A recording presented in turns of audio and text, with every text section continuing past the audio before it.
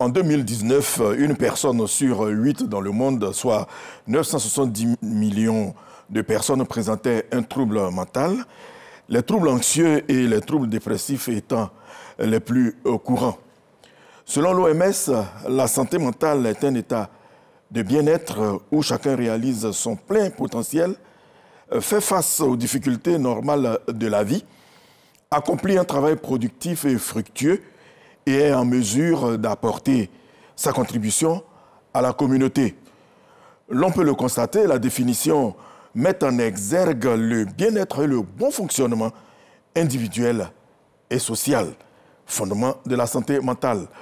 Problématique de la santé mentale en Côte d'Ivoire, état des lieux, défis et perspectives, le sujet de ce soir pour coller à l'actualité.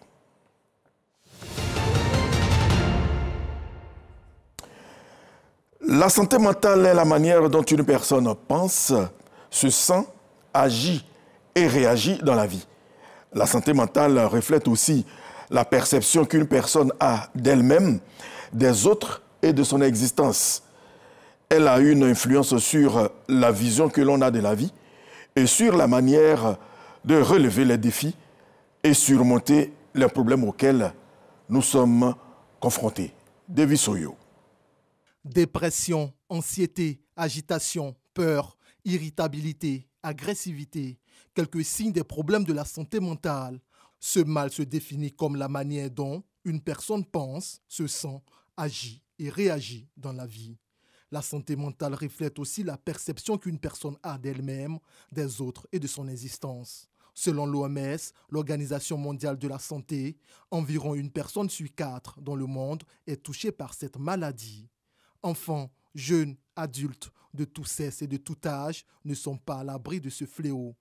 En Afrique, particulièrement en Côte d'Ivoire, la majeure partie des personnes atteintes de problèmes de santé mentale errent dans les rues et vivent dans des conditions précaires et difficiles. Cette condition de vie des personnes atteintes de problèmes de santé mentale, communément appelées fous, inquiète les populations. Moi, ça me fait un peu pitié de les voir comme ça, de les voir, je dirais, agir de cette façon, parce que c'était des personnes normales avant de devenir ces genres de personnes-là. Donc, moi, je trouve que vraiment, l'État doit vraiment les aider. Pour un pays comme la Côte d'Ivoire, c'est bien intéressant de voir les fous se promener nus comme ça dans la rue. Et surtout que bientôt il y a la CAN et tout, il y aura des touristes et tout. Vu qu'il y a déjà des centres qui existent, ils peuvent essayer d'aménager ou agrandir ces centres-là, ou encore créer de nouveaux centres pour pouvoir prendre soin de ces derniers. C'est l'État qui doit mettre les moyens en place pour les caser à Benjerville et puis s'occuper de leurs soins aussi. Attardés mentaux ou encore fous sont pour la plupart du temps abandonnés par leurs propres parents et persécutés par des kidams. Une situation préoccupante pour le gouvernement ivoirien. Pour faire bouger les lignes, tous les 10 octobre, à l'occasion de la Journée internationale de la santé mentale, des sensibilisations de masse sont organisées. Recommandations et doléances sont également formulées pour une meilleure prise en charge de ces malades. Une lutte menée par le Programme national de santé mentale. Bonsoir, mesdames et messieurs. La santé mentale est un sujet crucial pour nos sociétés. L'apport de chacun pour soutenir ceux qui en ont besoin est important parce que nul n'est à l'abri des problèmes de santé mentale. Les problèmes se caractérisent par de la tristesse, de la perte d'intérêt ou de plaisir, des sentiments de culpabilité ou de faible estime de soi, des troubles du sommeil ou de l'appétit et une sensation de fatigue. C'est une pathologie grave qui peut conduire au suicide. Une journée mondiale lui est d'ailleurs consacrée. Thème cette année, la santé mentale, un droit universel. Le directeur coordonnateur du Programme national de la santé mentale, le professeur Kwa Assema Médard, est justement sur notre plateau pour nous entretenir sur la question. Bonsoir professeur. Bonsoir. À quoi faut-il faire allusion quand on parle de santé mentale? Merci. Vous me donnez l'occasion de remercier le président de la République, le Premier ministre, le ministre en charge de la Santé, qui nous donne mission de contribuer à l'amélioration de la santé mentale des populations en Côte d'Ivoire. Et aussi, vous nous donnez l'occasion de remercier le directeur général de la RTI. Alors, qu'est-ce que la santé mentale? Alors, la santé mentale, c'est d'abord une affaire de santé. C'est la santé des pensées, la manière dont une personne pense. La santé des émotions, la manière dont une personne est affectée par des situations de la vie, la manière dont le corps réagit, et c'est aussi la santé des comportements. Donc c'est d'abord une affaire de santé avant de parler de maladie. Parce que très souvent, les populations, lorsqu'on dit santé mentale, ils pensent à maladie mentale, ils pensent à folie, ils pensent à l'hôpital psychiatrique de Bingerville. Donc la santé mentale, c'est une forme de santé comme la santé physique, mais elle a sa particularité. Alors justement, comme vous l'avez dit, quand on parle de santé mentale, on fait allusion à la maladie. Certainement qu'on va beaucoup insister sur cet aspect, mais ça ne vous empêchera pas de passer votre message. Alors, pour le cas précis de la maladie, quels sont les signes avant-coureurs de cette maladie-là? Alors, il y a la bonne santé mentale et il y a la mauvaise santé mentale. Justement. Et lorsqu'on a mauvaise santé mentale, on peut souffrir psychologiquement sans présenter des signes de maladie mentale. Et lorsqu'on présente des signes de maladie mentale, comme dans les maladies physiques, dans les maladies somatiques, il y a plusieurs types de maladies. Il y a des maladies qui sont moins sévères, moins graves, qui ne vont pas durer longtemps. On parle de maladies aiguës en médecine. Et il y a des maladies qui durent un peu longtemps, qui peuvent apparaître, disparaître. Et ce sont des maladies qu'on appelle périodiques ou des maladies chroniques. Exemple, l'hypertension, pour les maladies physiques, c'est une maladie chronique. Le cancer, c'est une maladie chronique. Et dans le cas des maladies mentales, il y a des maladies moins graves. On soigne la personne, on pose le diagnostic, on met un traitement, la personne se rétablit, la personne reprend tout son fonctionnement et la personne guérit. Et il y a un groupe de maladies où ce sont des maladies chroniques. Et donc, la personne, l'objectif, c'est de stabiliser l'état de santé de la personne. On ne recherche pas la guérison, on cherche la stabilisation de l'état de santé de la personne. Et la personne va présenter souvent des difficultés en termes de réinsertion. Et c'est ce cas de maladie qu'on appelle les maladies sévères. Exemple, on a la schizophrénie, que très souvent les gens appréhendent ça comme de la folie. Mais en même temps, lorsque la personne est correctement soignée pour ces maladies sévères, lorsqu'on a un bon traitement médical, un bon suivi familial, on a des chances de rétablissement. D'accord, en clair, sévère ou pas sévère, chronique ou pas, on peut toujours s'en tirer. On peut toujours s'en sortir. Alors, quelle est la différence entre un trouble de santé mentale et un problème de santé mentale? Alors, je donne un exemple. On peut avoir, je vais toujours faire la comparaison avec les problèmes de santé physique. Parce que c'est très important. C'est très important. Voilà. Alors, vous pouvez aller à une soirée et puis vous avez mangé un repas très épicé et puis vous pouvez faire un trouble du transit. Donc, vous pouvez, ce qu'on appelle en médecine, faire une diarrhée ou bien faire des vomissements. Ça, ce sont des signes que le corps dysfonctionne. Mais le lendemain, vous retrouvez tout le fonctionnement de l'organisme. Mais vous avez eu un problème digestif, mais vous n'avez pas fait une maladie digestive. Dans le cas des maladies mentales, vous pouvez, un exemple, pendant quelques jours, vous sentir triste. Triste, par exemple, et de ne pas venir, d'avoir perdu, par exemple, un proche.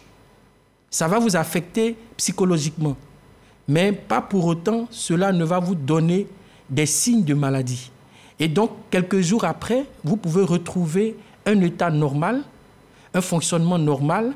Vous êtes affecté psychologiquement par l'événement du décès, mais vous n'êtes pas tombé malade. Mais par contre, dans certaines maladies mentales, comme le cas de la dépression, où on appelle généralement cela, c'est la maladie de la tristesse, la maladie du désespoir. C'est la maladie de l'épuisement où vous avez l'impression que vous n'avez plus de force, vous n'avez plus d'énergie. Et ce qu'on craint dans ce type de maladie, c'est d'avoir des idées noires, des idées de suicide où la personne dit « la mort est mieux ». Et malheureusement, dans nos contextes, on banalise la souffrance psychologique, on banalise la maladie mentale, on dit de toute façon, tout le monde a des problèmes. Et donc, quelqu'un qui pleure, quelqu'un qui ne dort pas bien, quelqu'un qui n'a pas envie de manger, quelqu'un qui n'est pas motivé à aller à l'école, on interprète cela comme un problème moral, comme une faiblesse humaine. On n'attribue pas cela à un problème psychologique. Et malheureusement, c'est lorsque la personne va poser un acte très grave, va tenter de se donner la mort, ou même passe à l'acte, on se rend compte qu'il y a quelque chose qui n'allait pas. Et ça, c'est un peu dans notre culture, hein, la culture africaine, on néglige un peu ces choses-là. Justement. Alors, vous avez cité quelques exemples, mais est-ce que vous pouvez nous donner un peu d'autres exemples de maladies? Un autre exemple de maladie... Pour que les gens, les téléspectateurs, sachent que quand on a tel souci, ça a un rapport avec la maladie mentale. Exemple, il peut arriver qu'une personne que vous connaissez, qui a une vingtaine d'années, qui est peut-être même enseignant dans un lycée de la place, qui depuis un certain moment ne dort pas bien. Parce que je donne toujours l'exemple de la perte du sommeil, de la qualité du sommeil. C'est un indicateur de mauvaise santé mentale. Ouais. Quelqu'un qui ne dort pas bien, ça peut avoir un impact sur sa santé physique ou un impact sur sa santé mentale. Alors, donc, la personne ne dort pas bien. La personne a l'impression que ses collègues enseignants complotent contre lui. Il est convaincu qu'on lui veut du mal. À la maison, lorsqu'il rentre en famille, il a l'impression qu'on veut l'empoisonner, on veut mettre quelque chose dans sa nourriture. Ça, c'est ce qu'on appelle des idées de délire, des idées délirantes, où il a l'impression d'être persécuté. Et lorsque la personne ne se rend pas compte qu'elle a un problème de santé mentale. C'est généralement les proches qui vont dire, tiens, dans son comportement, depuis un certain temps, on se rend compte qu'il y a quelque chose qui ne va pas bien. Et tous ces indices montrent que la personne a un problème de santé mentale. Nous, dans notre langage médical, on parle de maladie psychotique, de maladie délirante. Mais on voudrait vraiment profiter du plateau pour attirer l'attention des populations. Parce que jusqu'à aujourd'hui, persiste encore l'idée que les problèmes de santé mentale ne sont pas des problèmes de santé. Les gens ne comprennent pas que le fait que la personne ne donne pas bien, que la personne est convaincue que Dieu lui parle forcément, qu'il entend des voix que les autres n'entendent pas, qu'il voit des choses que les autres ne voient pas, on considère encore cela comme un problème mystique, comme un problème religieux, comme un problème moral. Et le traitement, ce sont les camps de prière. C'est le recours aux tradipraticiens, c'est le recours à l'enchaînement. Alors, tout à l'heure, dans les exemples, vous avez parlé des cas graves, des cas sévères. Quel est le trouble mental le plus grave?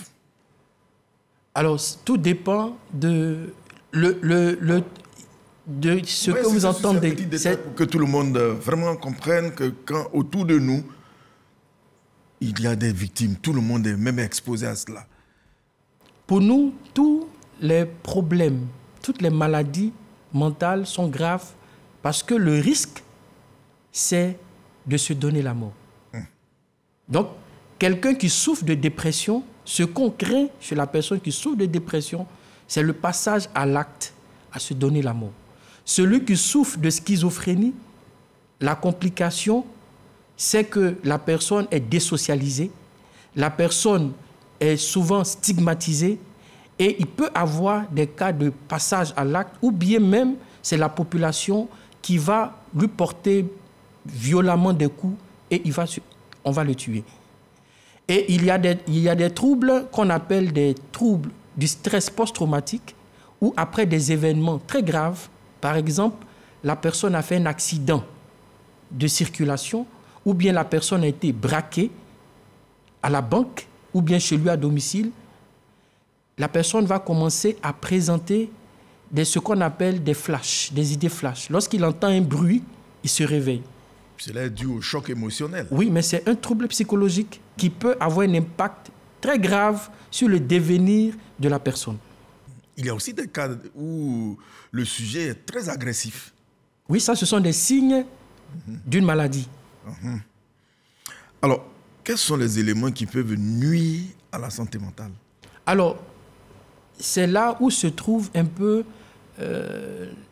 la difficulté ou les incompréhensions de part et d'autre. Généralement, quand on a un problème de santé, que ce soit du côté du médecin ou du côté de la famille ou même du patient, on cherche à savoir qu'est-ce qui est à l'origine de ce problème.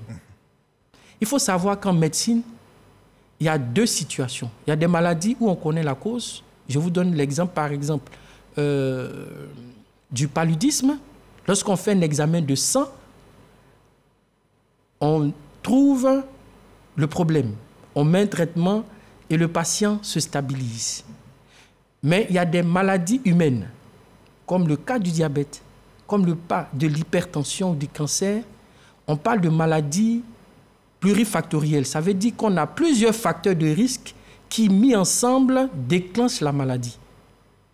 Et c'est le cas aussi des maladies mentales où il y a plusieurs facteurs de risque qui peuvent faire survenir une maladie. Alors, qu'est-ce que ça pose comme problème? Lorsque une famille, une personne ne découvre pas une cause factuelle de la maladie, on va attribuer ça soit au diable, soit on va attribuer ça à la propre personne pour dire mais c'est elle-même qui a cherché le problème. Et ça complique le recours aux soins. Mais qu'il y ait recherche de troubles, de causes de la maladie, ou qu'il n'y ait pas de facteurs identifiés, pour nous, professionnels de santé, le plus important, c'est de dire quel est le traitement qu'on met en place pour améliorer l'état de santé du patient qui souffre de tel type de maladie. Vous agissez sur la conséquence. On agit sur des symptômes, sur des signes, parce que ce n'est pas toutes les maladies où malheureusement on trouve la cause. Alors vous l'avez dit au départ, le commun des mortels, surtout chez nous, ne prend pas vraiment au sérieux ces troubles qu'on peut retrouver chez quelqu'un. Alors quelle est l'ampleur du phénomène en Côte d'Ivoire? Alors, pour les différentes raisons évoquées, lorsque la population ne se rend pas compte qu'un proche qui présente tel signe ou tel autre signe, et ils ne font pas le lien avec un problème de santé, qu'est-ce qu'on constate? Au niveau national, on a, pour le ministère de la Santé, pour les structures publiques, on a 35 structures publiques, psychiatriques, qui adressent les problèmes de santé mentale.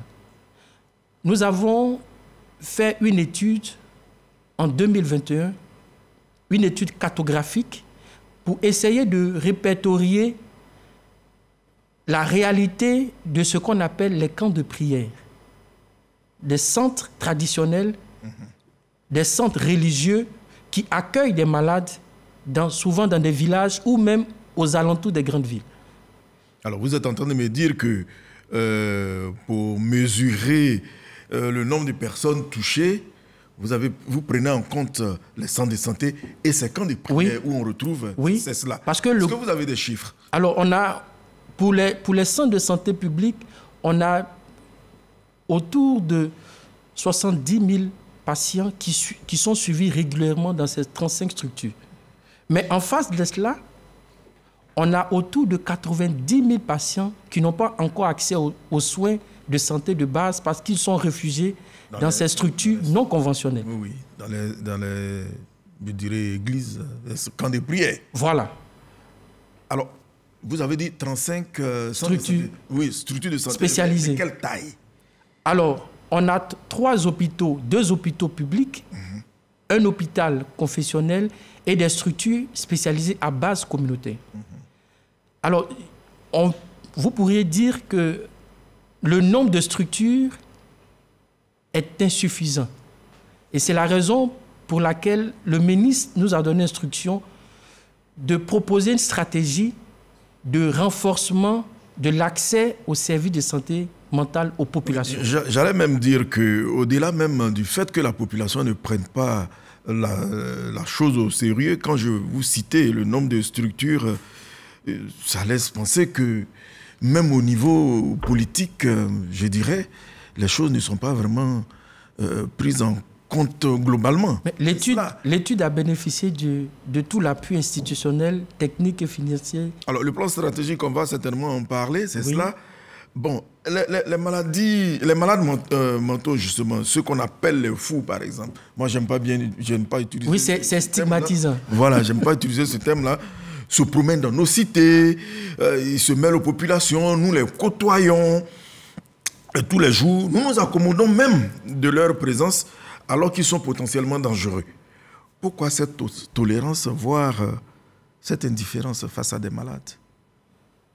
Alors, nous comprenons parfaitement votre inquiétude, votre interrogation, et naturellement, c'est la raison pour laquelle nous sommes sur ce plateau pour dire tout le travail qui est amorcé par la direction de coordination du programme national de santé mentale. Alors, vous pouvez nous en parler, donnez-nous quelques détails. Alors, premier élément, à quel stade vous êtes? En matière de santé publique, pour régler les problèmes de santé, il faut faire des états des lieux, un état des lieux sérieux, sans complaisance. Présenter les forces du système et présenter les points d'amélioration du système.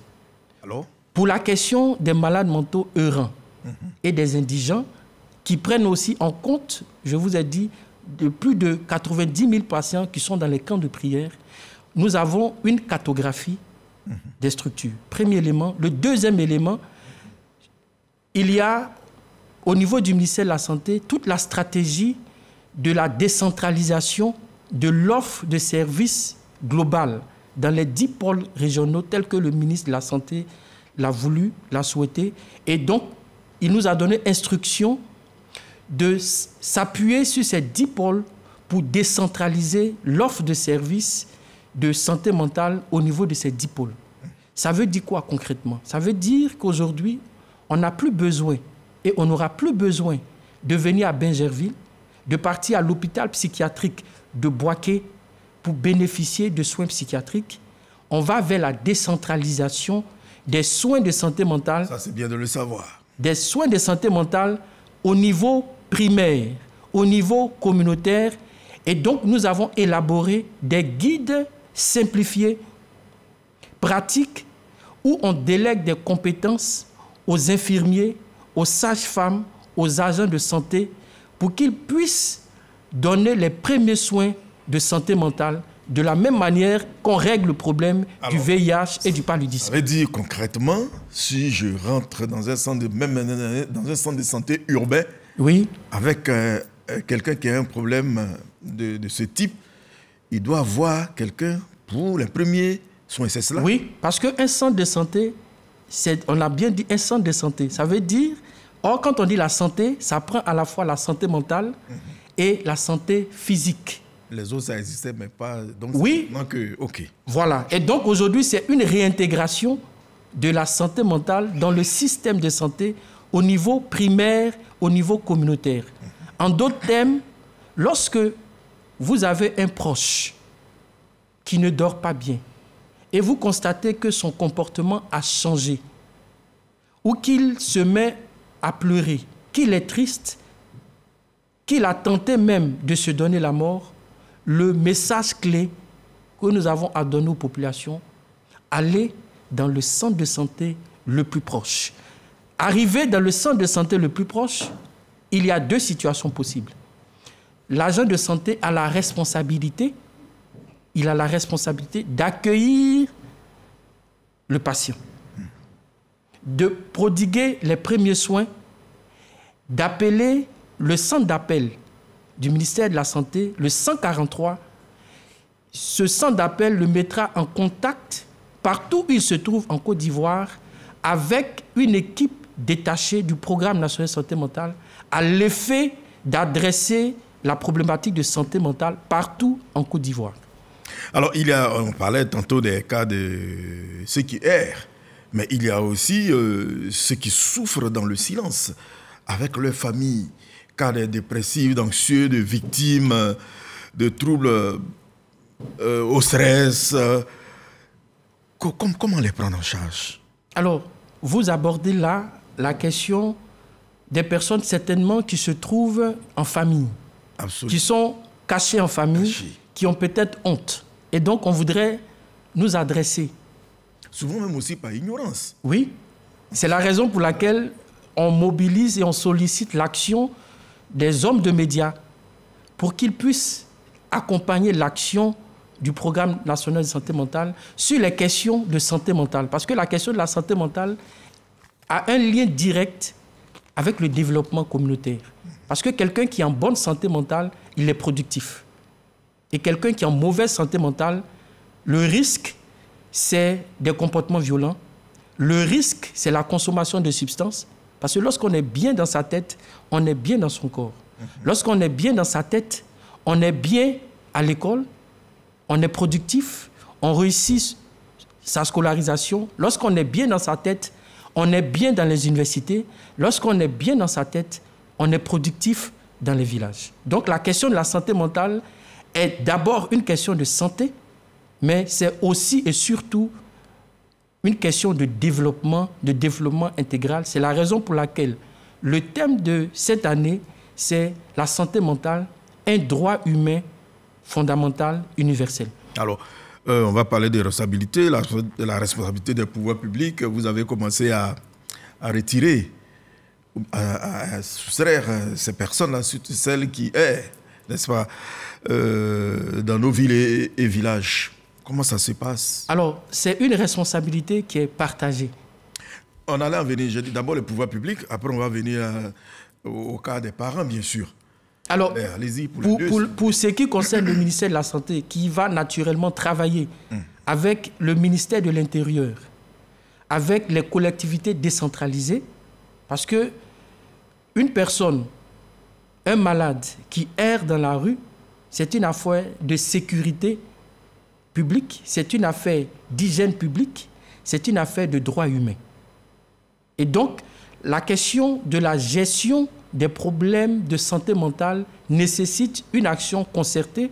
Et donc, le Programme national de santé mentale, sur instruction du ministre de la Santé, a élaboré le projet pilote qu'on appelle le dispositif itinérant d'assistance des malades mentaux errants, où des équipes du programme, avec l'appui des hôpitaux psychiatriques et l'appui des forces publiques, des autorités préfectorales et municipales, nous allons mener ces cliniques de consultation mobile pour pouvoir prendre en charge de façon plus appropriée d'une approche plus proche des populations, pour que les populations sentent l'action du ministère de la Santé pour les cas spécifiques de santé mentale. Alors ça, c'est pour quand?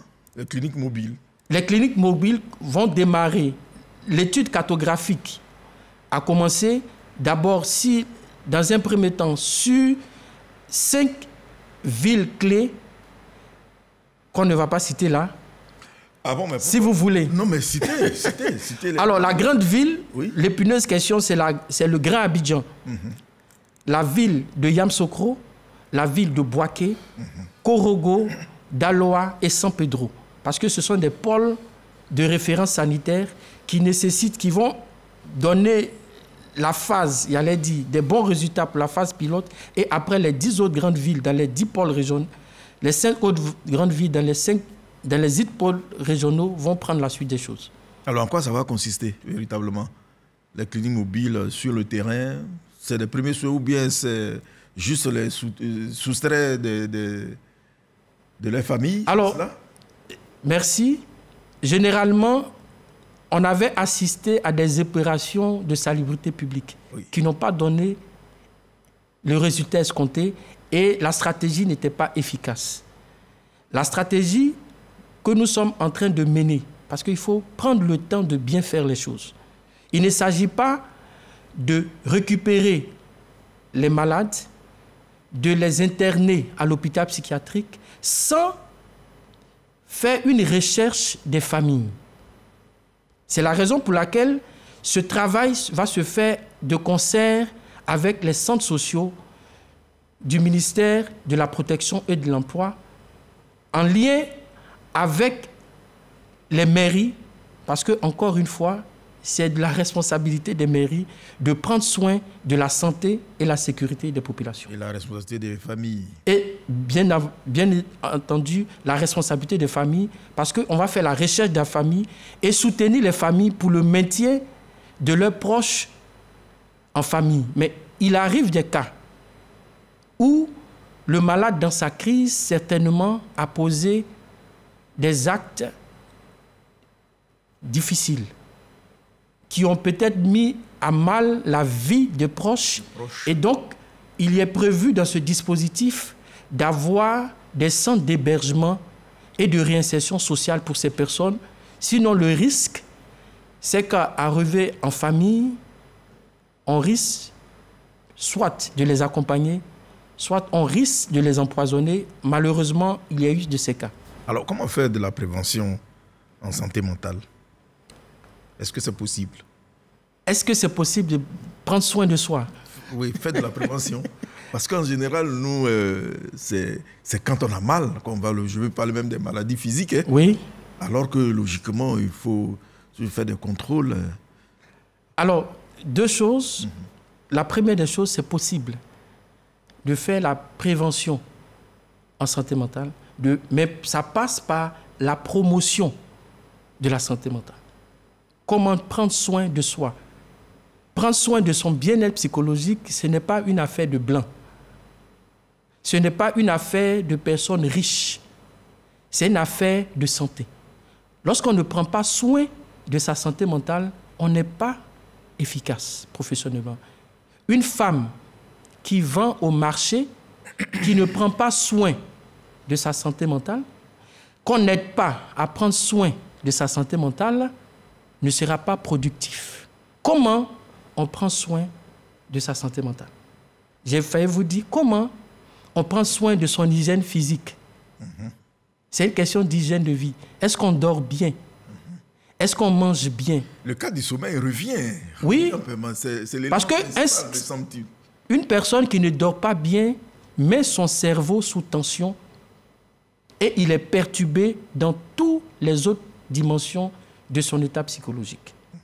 Deuxième chose, apprendre à se connaître, apprendre à se reposer, apprendre à bien manger. Vous voyez, je donne des éléments aussi basiques. Mais c'est très important. Mais ce sont des éléments de vie.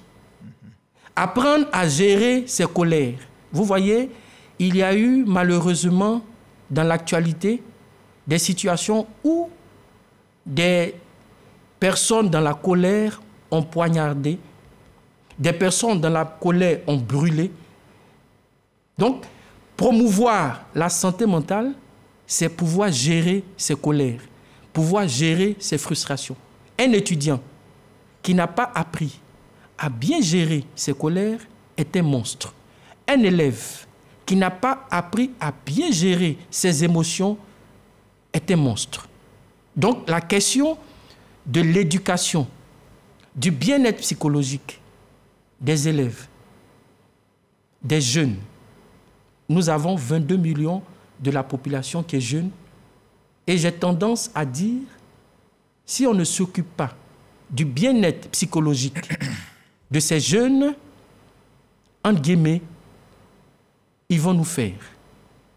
Ils seront violents sur les réseaux sociaux. Ils seront violents dans les écoles. D'ailleurs, hein. Donc, la question de la santé mentale, vous voyez très bien, est une question fondamentale, est une question de développement, c'est une question qui est cruciale pour la survie, souvent, de nos populations.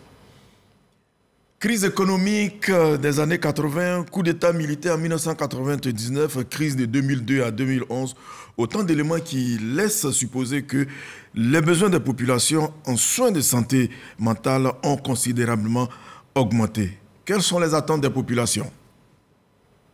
C'est vraiment écœurant de voir en fait qu'il y a des personnes comme nous qui sont dans la rue, qui sont mal entretenues. Ça fait chaud au cœur de voir ce genre de truc.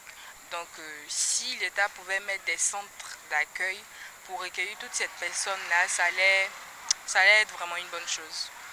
Essayer d'abord de les recenser selon la gravité de leur maladie et puis essayer de voir comment on peut les canaliser. C'est-à-dire créer des asiles de fous, si ça n'existe pas, si ça existe, c'est ça, c'est bon. Créer des asiles de fous où on peut les mettre ensemble. Et puis, parmi eux, ce n'est pas tout le monde qui est fou, parce qu'il y en a qui sont atteints peut-être de maladies, mais d'autres, peut-être des problèmes sociaux, sociétals qui ont fait qu'ils sont retrouvés dans ces conditions-là. Donc, à partir du moment où on les recense, on peut savoir qui est réellement malade et puis essayer de récupérer ceux qui sont bien portants dedans et puis pourquoi pas insérer la société. Je pense que les fous dans nos différentes rues, ça ne présente pas vraiment bien la Côte d'Ivoire, qui va abriter bientôt la CAN dans notre pays en fait. Et moi je pense qu'il doit y avoir plus d'infrastructures et plus de suivi en fait pour pouvoir mettre ces personnes-là dans des centres adéquats pour un meilleur suivi. On doit les ramasser pour aller les mettre à Béjéville comme on le dit. Parce que nous sommes exposés au danger. Moi par exemple comme ça, j'étais dans la voiture, je venais de Koumassi. Dès qu'elle soit arrivée à Makori pour emprunter encore pour venir à 13 juillet, voici une folle qui a giflé une dame. Bon, comme on a tendance à dire que nos parents disent que si un fou te tape, toi il faut obligatoirement taper aussi la personne, le fou aussi. Donc moi je suis sortie, moi j'ai tapé le fou, puisque la dernière même là, elle avait peur. Donc moi j'ai tapé, dès que j'ai soulevé bois encore, puis la folle est partie. Donc je pense que nous sommes exposés au danger. Je pense qu'on doit les prendre pour aller à Béjéville. S'il y a un lieu où on doit être, sinon c'est pas facile. Une des solutions, c'est les centres de rééducation. Bon, on peut dire quoi? Les centres pour essayer de les traiter, voir ceux qui peuvent suivre des traitements pour récupérer. Je propose que le gouvernement les prenne en charge, ou soit comme dans les pays antérieurs ou dans les pays extérieurs de l'étranger, on voit certains fous qui sont pris en charge, on ne les va pas errer comme ça dans les rues. Donc on voit cela abusant. Je crois que si le gouvernement les prend en charge, ça va changer un peu l'image du pays et puis ça fera du bien à tout le monde, quoi. Je pense pour ma part que c'est des personnes normales qui ont eu un problème psychologique ou émotionnel qui a réjailli sur leur physique. Il faudrait que l'État prenne en compte ces personnes-là parce qu'elles ont réellement besoin d'aide. Et puis elles font vraiment peur à la population. Je pense que le gouvernement doit prendre en charge les fous, c'est-à-dire créer un centre pour plus les suivre quoi, et les enlever dans les rues. Bon, c'est autant de défis relevés ça et là dans ce micro-trottoir. Votre réaction? Merci. Alors on voit que les réactions sont diversement perçues par les populations vis-à-vis des personnes qui souffrent de maladies mentales. Il y a un premier élément, c'est le défi de sensibilisation. Mieux sensibiliser pour que les populations sachent ce que c'est que la santé mentale, ce que c'est une maladie mentale, comment on prend soin de quelqu'un qui a un problème de santé mentale, la personne qui est prise en charge, est-ce qu'il va guérir? Est-ce qu'on peut accepter sa réintégration dans la famille? Est-ce qu'il peut travailler? On voit que ces questions sont réelles et au niveau de la direction de coordination, nous restons à l'écoute de ces situations et c'est la raison pour laquelle la sensibilisation est le maître mot. L'éducation des populations est le maître mot. Et comme l'a dit un des auditeurs, la question c'est comment on organise la prise en charge. Les centres... J'avais justement la question là. Allez-y, répondez à cette question. Alors, comment on les prend en charge? Dans un premier temps, ce sont des êtres humains. Ça, c'est le premier point. Ce sont des êtres humains comme nous, parce qu'il peut arriver que ce sont des personnes qui ont perdu un emploi, qui ont vécu dans la précarité, sans soutien, qui ont peut-être même été victimes de plusieurs années de crise ou de conflits en Côte d'Ivoire qui les ont déstructurés psychologiquement. Tout à l'heure, vous nous avez demandé qu'est-ce qui est à l'origine de ces problèmes de santé mentale. il y a des facteurs liés à l'individu lui-même, son mode de vie, son mode de fonctionnement. Il y a des facteurs extérieurs, des conflits multiples, des conflits politiques, des conflits sanitaires, des conflits sécuritaires viennent fragiliser la santé mentale des populations et c'est un aspect à ne pas négliger. Je disais tout à l'heure que nous avons 22 millions de la population qui est jeune. C'est une jeunesse qui sort de plus de 20 ans de crise en Côte d'Ivoire. Et donc, les signes de souffrance, les signes de mal-être qu'on observe en sont la résultante. C'est pourquoi, au niveau du programme national de santé mentale, sur instruction du ministre de la Santé, il y a tout ce vaste programme de recrutement de psychologues à la fonction publique pour apporter l'assistance psychologique précocement, avant que les situations ne dégénèrent. Deuxièmement, pour les personnes qui sont dans la rue, nous avons parlé tout à l'heure du dispositif itinérant d'assistance des malades mentaux errants par la création de centres de réhabilitation. Ce ne sont pas des centres asilaires, ce ne sont pas des prisons, ce sont des lieux de soins, ce sont des lieux de vie, ce sont des lieux de resocialisation pour permettre aux familles d'avoir un espace de répit avant le retour en famille. Mais tout cela, il faut soigner les personnes, les traiter comme des êtres humains. Les chances de récupération existent. Il faut que tout le monde s'engage. Le programme, sur instruction du ministre en charge de la Santé, va s'engager, que les mairies s'engagent, que les familles s'engagent, que les personnes de bonne volonté nous accompagnent. Alors, vous avez parlé tout à l'heure de recrutement de psychologues. Quelle est leur importance dans la chaîne? Parce que quand on parle de malade mental, on pense systématiquement au psychiatre. Oui, parce que le psychiatre, c'est le médecin qui soigne la maladie. Le psychologue, c'est celui qui est le premier acteur de la promotion de la santé mentale. Que lorsque un jeune a des problèmes psychologiques, il n'est pas encore malade, il a besoin d'un espace, il a besoin de professionnels compétents. Pas de personnes forcément qui sont sur les réseaux sociaux, qui risquent de les déformer par des conseils qui sont inappropriés. Et ce sont ces professionnels, de l'écoute professionnelle, qu'il nous faut pour les jeunes, dans les populations, dans les écoles, afin d'améliorer, d'apaiser la souffrance psychologique des populations. Alors, j'ai vu un chiffre, je pense qu'il est vieux, vous allez peut-être l'actualiser. L'on comptait un psychiatre pour près de 340 000 habitants. Aujourd'hui, qu'en est-il? Oui. Pas assez. Oui, on a, pour la Côte d'Ivoire, on est autour de professionnels de santé mentale, psychiatres, infirmiers en psychiatrie, sages-femmes, on est autour de 120. Ce n'est pas suffisant. Pas suffisant. Mais pour régler les problèmes de santé mentale, la question, il faut nécessairement augmenter le nombre de psychiatres, de psychologues, d'infirmiers.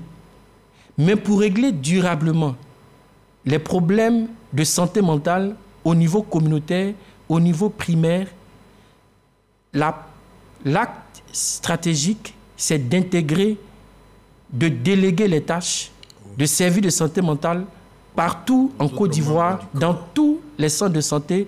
Et la stratégie du VIH a permis de régler, de contrôler la maladie. La stratégie de la tuberculose a permis de contrôler. La stratégie du paludisme a permis cela. Et donc... Alors, vous l'aviez dit qu'on peut en guérir, mais comment éviter les rechutes? Pour éviter les rechutes, il faut premièrement avoir une hygiène de vie. Je reviens encore sur un mot, bien dormir, bien manger, faire du sport, gérer ses états émotionnels, se mettre en activité, demander le soutien des autres lorsqu'on ne se sent pas bien. Et deuxième élément, l'importance de la contribution des familles. Parce que lorsque quelqu'un, par exemple, sort d'une hospitalisation psychiatrique à Bingerville, le regard des familles, l'attitude des familles, la stigmatisation, la discrimination au niveau professionnel au niveau social, au niveau familial, sont des facteurs d'isolement, de rechute. D'où la promotion de la santé mentale. Alors, dans votre programme, vous avez parlé de sensibilisation. On a posé aussi le problème de manque de personnel, aussi d'infrastructures. Est-ce que dans le projet, on pense, certains l'ont dit dans le micro-trottoir, qu'il fallait construire des centres d'accueil. Est-ce que vous avez prévu cela? Alors, pour ce qui concerne l'offre de services psychiatriques dans le système de santé, la stratégie du programme s'aligne sur la stratégie de la réforme hospitalière qui s'appuie sur les 10 pôles régionaux d'excellence, tels que le ministre de la Santé a tracé les sillages. Et donc, les services de santé mentale vont être décentralisés dans ces 10 pôles d'excellence. Donc, dans un premier temps, on ne pourra pas parler de construction de... C'est la construction. C'est la construction... Spécialisée. Alors, je vais parler des asiles. Comme il y a l'un des... lors du micro-trottoir, une des populations l'a dit là. On n'est plus à l'époque des asiles. Ah voilà, donc dites-le. On n'est plus à l'époque des asiles. Oui. Construire un hôpital asilaire est contre-productif. Contre-productif. Est une violation des droits humains. Des droits humains. Et c'est une forme de violence profonde de la dignité des personnes. Donc ça, c'est à bannir. C'est à bannir. La stratégie, la réforme, c'est d'avoir des pôles d'hospitalisation dignes de ce nom, de bonne qualité, intégrés dans les différents pôles hospitaliers, de telle sorte que quelqu'un qui souffre d'une maladie mentale ait accès à tous les autres soins de base, comme tout être humain. Parce qu'il y a des problèmes de santé mentale qui sont liés à des complications de maladies infectieuses. Voilà, il peut avoir même un palu. Il peut avoir un palu. Donc, il faut créer il y a ce qu'on appelle les urgences psychiatriques qui sont différentes des soins psychiatriques ambulatoires. Alors, on tire vers la fin de notre émission. Finalement, c'est quoi une bonne santé mentale? Ah oui. La question revient. Une bonne santé mentale, c'est, comme dit le commun des mortels, être bien dans sa tête. C'est accepter souvent qu'on ne va pas avoir raison sur tout. C'est avoir la capacité de demander de l'aide quand on ne se sent pas bien. C'est la capacité de contribuer à la vie de la société. C'est être bien dans ses pensées. C'est être bien dans ses émotions. C'est de pouvoir traverser des événements difficiles sans tomber malade. Et vous allez rappeler pourquoi faut-il faire la promotion de la santé mentale pour conclure? Alors, c'est important de faire la promotion de la santé mentale parce que lorsque quelqu'un est bien dans sa tête, il est bien dans son corps, il est bien dans ses relations avec les autres, il contribue au développement, à l'épanouissement de la vie en société. Il faut travailler à améliorer la santé mentale de la population parce que cela concourt à l'épanouissement des individus dans diverses sphères de leur vie. Nous pensons que le gouvernement, à travers le ministère de la Santé, a pris la pleine mesure de la situation des malades mentaux en Côte d'Ivoire. Le programme national de santé mentale et son directeur coordonnateur, le professeur Kwasima Médard, sont mis en mission pour réaliser des résultats. Merci, professeur. Merci. Bonne suite de programme sur RTI 1. Bonsoir.